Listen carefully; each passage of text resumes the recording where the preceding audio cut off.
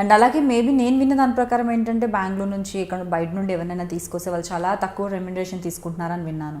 But ఇది విన్న నేను వాళ్ళ రెమ్యునరేషన్స్ బాగానే ఉన్నాయని వాళ్ళు చెప్పడం కూడా విన్నాను.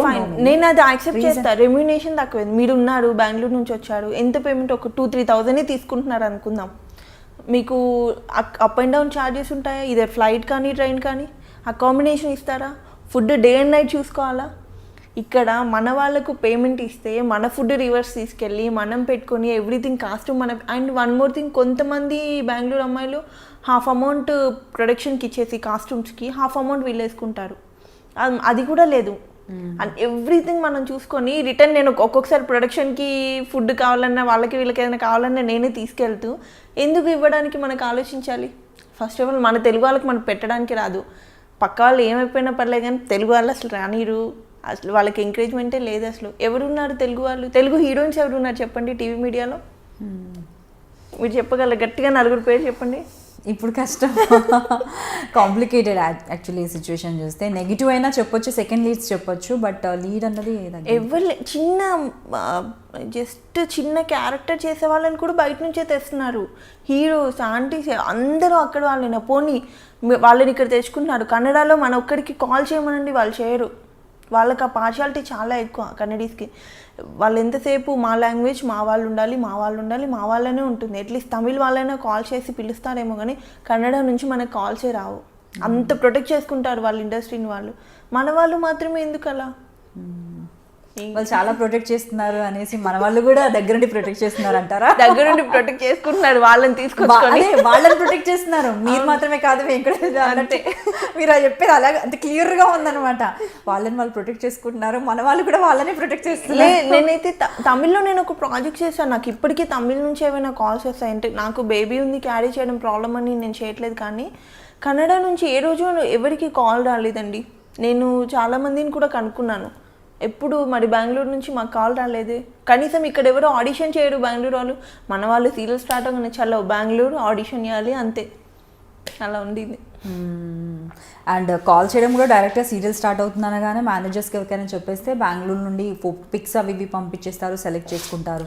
ఆల్రెడీ 1 or 2 మూవీస్ చేసిన వాళ్ళు, లేదంటే సీరియల్స్లో 1 or 2 సీరియల్స్ చేసిన వాళ్ళను పిలుస్తున్నారు. అక్కడ అసలు కొంతమంది క్యారెక్టర్ చేసిన వాళ్ళు ఇక్కడ హీరోయిన్స్, జస్ట్ డే క్యారెక్టర్స్ చిన్న ఇప్పుడు మరదలు చెల్లెలు క్యారెక్టర్స్ చేసే వాళ్ళు ఉంటారు కదా, ఇక్కడ వాళ్ళని తీసుకొచ్చి హీరోయిన్స్గా పెడుతున్నారు.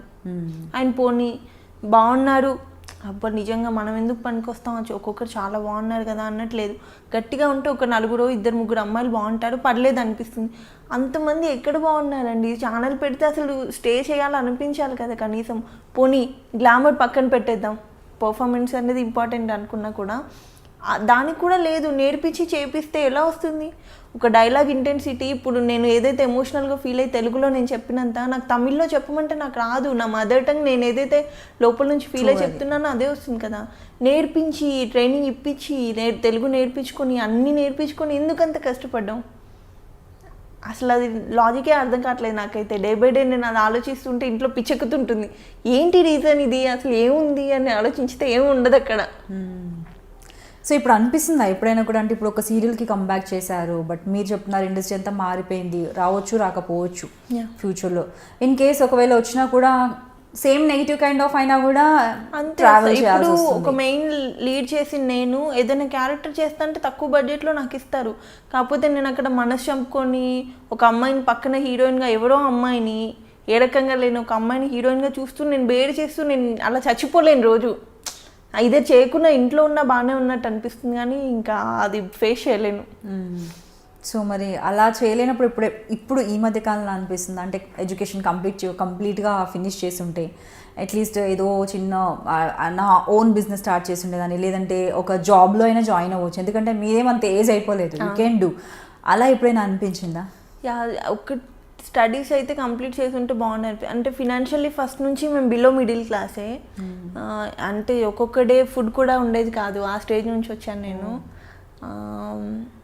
మమ్మీ డాడీ వచ్చేసి ఒక స్టేజ్లో రోడ్డు పైన చౌరస్తా మీద మిర్చి బజ్జీ బండీలు ఉంటే వర్షంలో తడిస్తే ప్యాక్ చేసి ఇచ్చిన డేస్ కూడా ఉన్నాయన్నమాట నా లైఫ్లో. సో మా ఫ్యామిలీ అయితే ఏదైతే అంత స్ట్రగుల్ ఫేస్ చేసి వచ్చిందో అక్కడ నుంచి మళ్ళీ డౌన్ వెళ్ళొద్దని అంతే. ఇప్పటికీ స్ట్రగుల్ ఫేస్ చేయడం. ఒక్కొక్క డే ఇంట్లో రైస్ ఉండేది కాదు, పక్క వాళ్ళని అడుక్కొని మమ్మీ బీడీలు చేసేవాళ్ళు, ఎక్కువ కరీంనగర్లో బీడీలు అవి చేస్తుండేవాళ్ళు. ఆ బీడీలో ఆకు అంతా తీసుకొచ్చి పొయ్యి పెట్టుకొని జస్ట్ నూకన్నం ఉంటుంది కదా రైస్ కాకుండా, ఆ నూకన్నం బాయిల్ చేసుకొని తినేవాళ్ళం. అండ్ అక్క వాళ్ళు వచ్చేసి ఒక 75 రూపీస్కి సేల్స్ వర్క్ కూడా చేసిన డేస్ ఉన్నాయి. మమ్మీ ఒక 2500కి ఒక 1 మంత్ సెక్యూరిటీ గార్డ్గా చేసిన డేస్ ఉన్నాయి. సో అంత స్ట్రగుల్ నుంచి వచ్చి చూసి ఇప్పుడు గట్టిగా నోరు తెచ్చి నాకు ఒక ఆఫర్ ఇవ్వండి అని మనం అడగలేము. తెలుగు వాళ్ళు ఎవరైనా, అందరూ మన దగ్గర ఉన్న వాళ్ళు అందరూ బిలో మిడిల్ క్లాస్ లేకపోతే మిడిల్ క్లాస్. కష్టపడి పని చేద్దామంటే మీరు ఇప్పుడు ఈ టైంలో కూడా ఆఫర్స్ ఎవరికి ఇవ్వనట్టయితే పక్క వాళ్ళని ఎవరినో తెచ్చుకొని అది చాలా హర్టింగ్గా ఉంటుంది. ఇప్పుడు ఇంత ఫేమ్ వచ్చిన 15 సీరియల్స్ చేసిన నేను వెళ్ళి ఎక్కడో చోట జాబ్ చేస్తా అంటే నన్ను వాళ్ళు చీప్గానే చూస్తారు. హీరోయిన్ వచ్చేసి ఏంటి ఇక్కడ చేస్తుందని, ఒక సెలబ్రిటీ అయిన తర్వాత మనం బయట లొకాలిటీలో తిరిగితే ఒక కైండ్ ఆఫ్ డిఫరెంట్ ఉంటుంది. వాళ్ళకి ఏంటో తెలియదు, మరి మనం ఏదో ఇది చేస్తామని కాదు, ఒక కైండ్ ఆఫ్ లుక్లో ఉంటారు వాళ్ళు, ఒక మైండ్ సెట్ ఏదోలా ఉంటుంది వాళ్ళది. అలా చేయలేము. ఇప్పుడు నేను వెళ్ళేసి 5,000కైనా జాబ్ చేయడానికి రెడీ ఉన్నాను, కాకపోతే నాకు రావు. మీకేం తక్కువ, మీకెందుకండి చేయడం, ఇక్కడికి వచ్చిన పని చేస్తుందా లేదా, మీకు ఆఫ్టర్ ఈ పని ఎందుకు మీరు చేయడం అన్నట్టు చూసి జడ్జ్ చేసేస్తారు. తిని అసలు ఏం పని చేయలేదు, తిని పని చెయ్యొద్దు అన్న ఫీలింగ్. మా ఫ్యామిలీ, మా చుట్టాల్లోనే ఏం తక్కువ ఉంది శిరీషకి, అన్ని సీరియల్స్ చేస్తుంది, అన్ని లక్షలు సంపాదించేసి ఉంటుంది. నా ఫ్రెండ్స్ క్లాస్మేట్స్ ఎవరైతే ఉన్నారో ఒక 1 lakh ఉంటే అడ్జస్ట్ చేయవే, నేను నెక్స్ట్ మంత్ అలా ఇచ్చేస్తాను. నాకు ఫోన్ చేసి అలా 1 lakh అంత ఈజీగా అడుగుతున్నారా? 1 lakhని ఎలా అవుతుంది అలా? నేను నెల మొత్తం కష్టపడితే నాకు ఫైనల్గా ఒక 2-3 వేలు మిగిల్చుకోవడమే కష్టం అవుతుంది. నా మెయింటెనెన్స్, మమ్మీ వాళ్ళకి కానీ వీళ్ళని కానీ చూసుకోండి. మీరు ఫ్యామిలీ మొత్తము చూశారు అండ్ చూస్తున్నారు, అయినా కూడా ఇప్పుడు మీకు కష్టపడి మీ బేబీని క్యారీ చేస్తూ మీరు ఇప్పటికీ కూడా కష్టపడి మీ మమ్మీని చూడాలనుకుంటున్నారు, మీ అమ్మమ్మని చూడాలనుకుంటున్నారు. సో మీ డాడీ ఎక్స్పైర్ అయ్యారు హెల్త్ బాగాలేక రీసెంట్గా. అంటే ఇన్ని రెస్పాన్సిబిలిటీస్ ఉన్నాయి కాబట్టి మీరు ఇంకా కష్టపడాలనుకుంటున్నారు. మీ ఫ్రెండ్స్కి ఇన్ని రెస్పాన్సిబిలిటీస్ కాకుండా ఓన్లీ మీరు సంపాదించేదే కనిపిస్తుంది, ఖర్చు కనిపించట్లేదు. ఈజీ అమౌంట్ అన్నది ఎప్పుడైతే వాళ్ళు పెళ్లి చేసుకున్నారో వాళ్ళ హస్బెండ్ అంతా ఈజీ వెల్ సెటిల్ అయి ఉన్నారు, ఈజీ మనీ ఉంది. నేను ఒక రూపాయికి 1000 రూపాయల పేమెంట్కి డే అండ్ నైట్ వర్క్ చేసిన డేస్ ఉన్నాయి. ఇవాళ మార్నింగ్ 6కి వెళ్తే నెక్స్ట్ డే మార్నింగ్ 6కి ప్యాకప్ అయ్యి వర్క్ చేసిన, ఎందుకు రామ్లమ్మండి దగ్గర నేను ఒక 5-6 డేస్ కంటిన్యూస్గా అలా వర్క్ చేసిన డేస్ ఉన్నాయి, వర్షంలో చలిలో. కానీ ఎందుకు అంత తక్కువ రెమ్యునరేషన్కి మీరు వర్క్ చేశారు? అంటే మీరు ఆల్రెడీ పీక్ స్టేజ్లో ఉన్నారు, మీకు ఆపర్చునిటీస్ చాలా వస్తున్నాయి. అప్పటికి కొంచెం పడలేదు. ఎప్పుడైతే స్టార్టింగ్ అడగకిచ్చే మనసు కొన్ని ప్రాజెక్ట్స్కి నేను తక్కువే తీసుకున్నాను. నాకు తెలియదు ఒక మెయిన్ లీడ్ ఎంత తీసుకుంటున్నారో తెలియదు, గట్టిగా డిమాండ్ చేస్తే ఏమో ఆఫర్ తెలుసుకోలేదు బయట అంటే ఎలా ఉంది అనేది. అక్క కూడా ఏంటంటే చిన్న రోల్స్ చేసి వచ్చింది, తను ఎప్పుడు మెయిన్ లీడ్ చేసింది తెలియదు. ఒకవేళ గట్టిగా డిమాండ్ చేస్తే ఆఫర్ రాదేమో, ఎందుకు ఛాన్స్ తీసుకోవడం, అంత ఫుడ్డే లేకుండా స్టేలో వచ్చిన దానికి ఇప్పుడు 1000 రూపాయలు వచ్చినా పర్లేదు, నెలకు 10,000 వచ్చినా చాలు, నేను ఇందులో హ్యాపీగా బ్రతకొచ్చనే ఉండేదాన్ని నేను ఎప్పుడు. ఇప్పటికీ నేనేం డిమాండ్ చేయనండి, మరి ఎందుకో మరి తెలియదు. శిరీష చాలా ఎక్కువ డిమాండ్ చేస్తుందంట, అసలు 10,000కి మించి తక్కువ చేయదంట. అంటే నాకు ఎవరు కాల్ చేశారు, ఎవరు అడిగారు, ఎవరితో చెప్పాను నేను, ఎందుకు క్రియేట్ చేస్తారు ఇవన్నీ? వాడికి ఎవరికో ఒకరు నచ్చేసి ఉంటాడు, వాడు మెంటల్గా ఒకరిని ఫిక్స్ చేసుకుని ఉంటాడు, ఇవి అమ్మాయిని రిజెక్ట్ చేయాలి అంతే. దానికి 1,00,000 రీజన్స్, లావ్ అయ్యాలని, లేకపోతే అమ్మాయి లొకేషన్లో టైంకి రాదు, అసలు షార్ట్లో టైంకి ఉండదు, పిచ్చి పిచ్చి వేషాలన్నీ లొకేషన్లో వేసి ఎందుకు వేస్తాను? నువ్వు నాతో వర్క్ చేస్తే కదా నా గురించి డిసైడ్ అవ్వాలి. టైంకి రాదు అంటే ఇన్ని ప్రాజెక్ట్స్ ఎలా చేశాను? అండ్ ఒక్కొక్క ప్రొడక్షన్లో నేను ఖచ్చితంగా 2-3 సీరియల్స్ చేశాను. ఒక దాంట్లో కంఫర్టబుల్ ఉంటేనే కదా నెక్స్ట్ దానికి ఎంత ఉన్న ప్రొడక్షన్ ఆలోచిస్తుంది. ఇవి అడ్డమైన రూమర్స్ అన్ని క్రియేట్ చేసి బ్యాడ్ చేయడం తప్పితే ఇడియట్స్కి కొంతమందికి పర్టికులర్గా వేరే వర్కే ఉండదు ఇండస్ట్రీలో, అయితే దానివల్ల ఇంకా సగం తగ్గిపోతుంటాయి. గాసిప్స్ రూమర్స్ అనేవి చాలా వస్తుంటాయి. ఇంకా స్పెషల్లీ అంటే ఒక్క సీరియల్ చేసి ఏదైనా ప్రాజెక్ట్ ఒకటి చేసి కొంచెం నేమ్ వస్తుందంటే చాలు, వెనకాల 100 మాట్లాడుకుంటారు. అలాంటిది మీరు 15 ప్రాజెక్ట్స్ చేశారు, మంచి ప్రొడక్షన్స్లో చేశారు, చాలా హార్డ్ వర్క్ చేశారు, మీకంటూ ఒక ఫేమ్ నేమ్ ఉంది. మీ పైన గాసిప్స్ రావడం అనేది అది కామన్ థింగ్ చాలా. కాకపోతే దాంట్లో ఎన్ని నిజాలు ఉన్నాయంటారు, ఎన్ని మీరు అంటే ఎలాంటి అనిస్తారు? ఇప్పుడు శిరీష అన్ని ప్రాజెక్ట్ చేసిందంటే ఊరికేనే చేసిందా? నువ్వు చూసావా? వచ్చి చూడు ఫస్ట్, నేనేంటో నన్ను చూసి నా వెనకాల ఉండి తర్వాత డిసైడ్ అవ్వు నా గురించి. 4 ఆఫర్లు రాగానే ఇంక ఖచ్చితంగా ఏదో ఒకటి నేను చేస్తే ఎఫ్ఐఆర్ అనేది మెయింటైన్ చేస్తేనే అవుతుందా ఏమో, నాకు లక్ బాగుందేమో. నేను ప్యాకప్ అయ్యేంత వరకు 3 o'clock midnight షూట్ చేయమన్నా నేను చేస్తాను. ఇంకొక అమ్మాయిలు చేయకపోవచ్చు, నేను కోఆపరేట్ చేయడం నచ్చిందేమో ప్రొడక్షన్కి, అందుకని కంటిన్యూ అయ్యానేమో. మెంటలీ అసలు అనవసరమైన చెత్త అంతా క్రియేట్ చేసి ట్రాప్ పెట్టడం తప్పితే ఏం లేదు దీనికి. ఇంకా లక్కీగా మా హస్బెండ్ అనేవాడు లవ్ మ్యారేజ్ కొంచెం ఎక్కువ అర్థం చేసుకుంటాడు కాబట్టి నేను బ్రతికిపోయాను. ఈ పిచ్చి రూమర్స్ వల్ల ఒకవేళ అటు ఇటు మెంటాలిటీ ఉండి కొంచెం అనుమానపోవడం అయితే ఈ పాటికి వదిలేసేవాడు నన్ను. అలా ఉంటాయి అన్నెసరీ థింగ్స్, అసలు లేనివి. నేను టైంకి వెళ్ళి నేను పొద్దున్న 7 o'clock ఉండమంటే 9కి షార్ట్లో ఉన్నానంటే నేను 8:45కి ఉన్న డేస్ కూడా ఉంటాయి. ఎందుకు ఉండరు షార్ట్లో?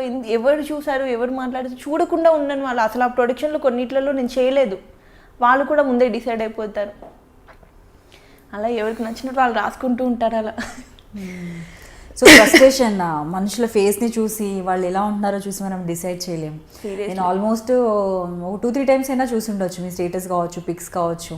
అంటే మనిషిలో ఒక ప్లెజెంట్నెస్ అనేది అది గాడ్స్ గ్రేస్. ఎప్పుడు నవ్వుతూ హ్యాపీగా ఉండగలగడం, అందంగా కనిపించగలగడం, చూడగానే ప్లెజెంట్గా కనిపించగలగడం అనేది దేవుడిచ్చిన వరం. అలాంటి వాళ్ళకి ఏ కష్టాలు లేవని జనాలు అనుకుంటారు, బట్ ఎదురుగా మీరు ఖచ్చితంగా వాళ్ళు అంత స్ట్రాంగ్ కాబట్టి ఆ నవ్వులో వాళ్ళు ఎంత కష్టాన్నైనా దాచుకుంటారు అన్నది మిమ్మల్ని చూసిన తర్వాత మళ్ళీ ఒకసారి ప్రూఫ్ అయింది నాకైతే. సీరియస్లీ హార్ట్ మెల్టింగ్ స్టోరీ అండి. చాలా కష్టపడ్డారు. ఈవెన్ నేను అనుకున్నాను, బట్ కంప్లీట్గా మిగతా వాళ్ళు జడ్జ్ చేసినా నేను జడ్జ్ చేయలేదు. మీరు అంత కష్టపడ్డారంటే నాకు కొద్ది గొప్ప మీ గురించి తెలుసు, అంటే మీ సిస్టర్స్ గురించి. అండ్ మీరు హార్డ్ వర్క్ చేసి పైకి వచ్చారు. అంత ప్యాషన్ ఎవరికి ఉంటుంది, అంత హార్డ్ వర్క్ చేయాలని ఎవరికి ఉంటుంది చెప్పండి? ఎవరైతే అంత అవసరం, అంత కష్టం నుండి వస్తారో. ఏ సెలబ్రిటీని పెద్దవాళ్ళని తీసుకున్నా కూడా మనం చెప్పొచ్చు, టాప్ మోస్ట్ సెలబ్రిటీస్ అయినా కావచ్చు, కష్టపడి వచ్చిన వాళ్ళు చాలామంది ఉన్నారు. వాళ్ళు ఎంత ఇష్టపడి వచ్చినా కూడా కష్టాలను చూసిన వాళ్ళు ఉంటారు. అండ్ నేను ఎక్కువ ఇండస్ట్రీలో ఆఫర్స్ రావడానికి ఇప్పుడు వెయిట్ చేస్తున్నాను, కానీ ఎప్పుడు కష్టపడలేదండి. డైరెక్ట్గా వాటంతట ఎక్కువ బ్రేక్ కూడా తీసుకోలేదు. సిస్టర్ అయితే రజిత చాలా కష్టపడింది. తనైతే 250 రూపీస్కి కూడా ఏదో డూబ్గా చేయమంటే చేయడం, పెద్ద పెద్ద కొండలు ఎక్కమంటే ఎక్కడము, జస్ట్ ఒక రెమ్యునేషన్ పర్ డే 250 ఇస్తా అంటే కూడా కష్టపడింది తనైతే. ఇప్పటికీ ఈ మధ్య మదర్ రోల్ చేస్తే తను కొంచెం బిజీ అయింది, కానీ మొన్నటి వరకు తనకు కూడా అసలు ఆఫర్స్ లేవు. తన పాపం మొన్నటి వరకు కూడా స్ట్రగుల్ అవుతూనే ఉండేది. నాకంటే ముందంటే దగ్గర 10-15 years అయిపోయింది తను వచ్చి, ఇప్పటికీ స్ట్రగుల్ తనది.